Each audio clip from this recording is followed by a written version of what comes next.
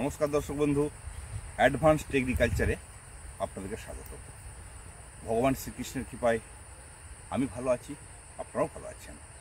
আজকে 10ই মার্চ শনিবার, এখন সময় বিকাল 5টা।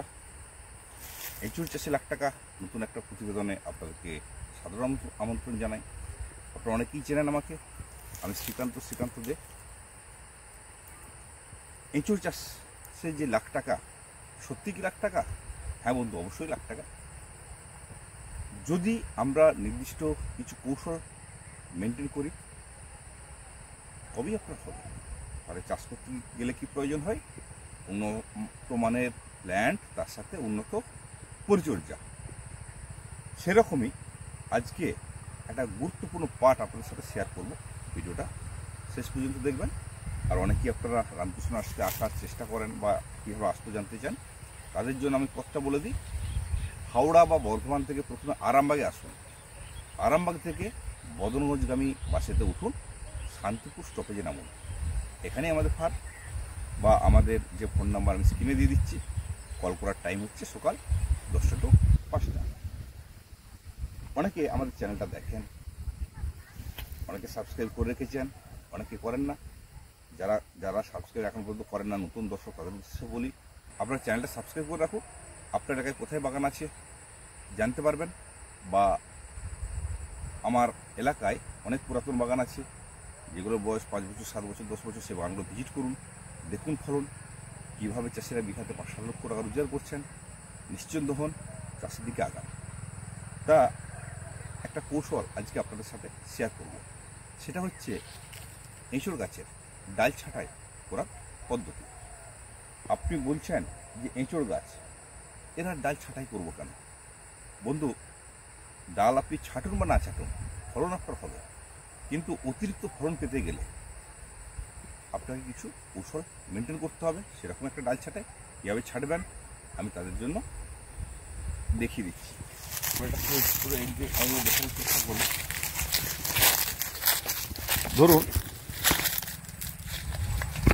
এই যে গাছের অজস্র ফলন হয়েছিল, এই যে আগের যে ফলগুলো হয়েছিল, এগুলোকে ঠিক আপনারা নিচের থেকে উপর থেকে কাটার চেষ্টা করবেন। কীরকম না, ছালটা যেন কিছুটা অংশ আপনার কেটে ওঠে। একটু ক্যামেরাটা ক্লোজ করে দেখানোর চেষ্টা করব।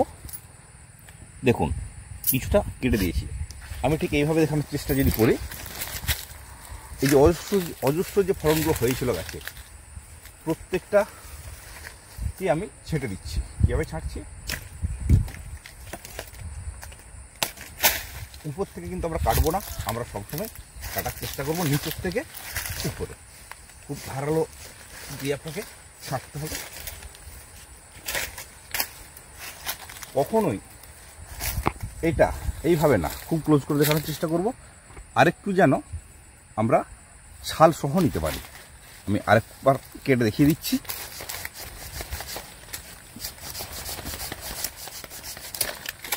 ঠিক এইভাবে প্রত্যেকটা জায়গা আপনাকে ছেটে ফেলতে হবে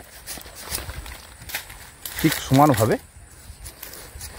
আপনি হয়তো ভাবছেন যে মার্চ মাসের 10 তারিখ, সবসময় চেষ্টা করতে হবে নিচের থেকে উপর পর্যন্ত সমানভাবে। শুধু এটা কেন, প্রত্যেকটা গাছ, ধরুন এই জায়গাটা, এটা অনেক আগে ফলনটা হয়েছে, এই উঁচু অংশটা আপনাকে কেটে ফেলতে হবে। আমি দেখিয়ে দিচ্ছি আপনাদেরকে।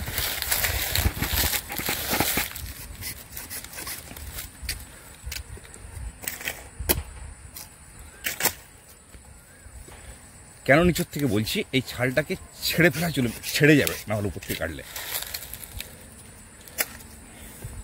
খুব ধারালো দিয়ে আস্তে আস্তে কাটবেন প্রত্যেকটা জায়গা। এবার দেখুন, প্রত্যেকটাকে আপনাকে কাটতে হবে, প্রত্যেকটাকে।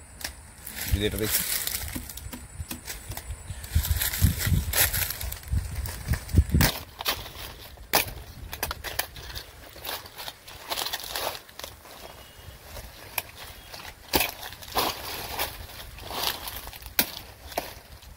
দেখুন প্রথমে আমি হালকা করে কেটেছি, কাটার পর প্রত্যেকটাকে ছাল সহ আমি কিন্তু কাটছি।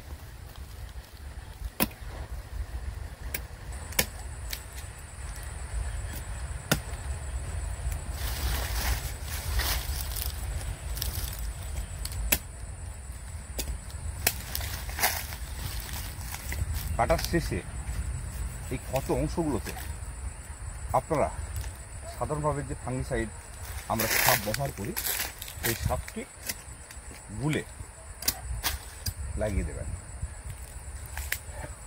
প্রত্যেকটা ডালকে আপনাকে সুন্দরভাবে কেটে ফেলতে হবে।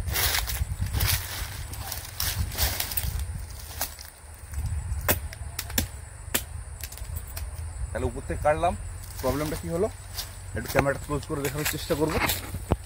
এই যে ঠিক ছেড়ে যাচ্ছে ছালটা, এটা কিন্তু হলে এই জায়গাতে আপনার সামনের বছর মুচিটা আসবে না। এরপর সবসময় নিচের থেকে কাটার চেষ্টা করবেন। এদিকে দেখানোর চেষ্টা করছি। দেখুন প্রত্যেকটা প্রান্ত যে ফলগুলো আগে হয়েছে, শুধু উপরটা কাটলেও হবে না, আপনাকে নিচের প্রান্ত